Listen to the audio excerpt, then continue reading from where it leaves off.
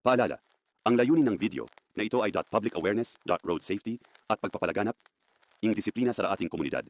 Awareness today, safety tomorrow. Puno ka na ng violation o punuin kita ng ticket.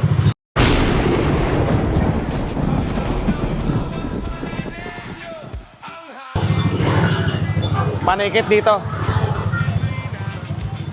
Ayan o, humawak ng cellphone, walang side mirror, may bata, walang helmet. Bibili ka lang. Puno ka na ng violation o punuin kita ng ticket. Halika. Tikitan mo. Napatay mo muna to. No helmet, distracted driving, naka-cellphone eh. Walang side mirror. Angkas pa yung bata. Nako. Saan po asawa ninyo, sir? Dapat, pag mga ganun, iwan nyo na sa asawa nyo yung bata po. Pag natumba ka po niyan, hindi nyo ma-secure yung bata.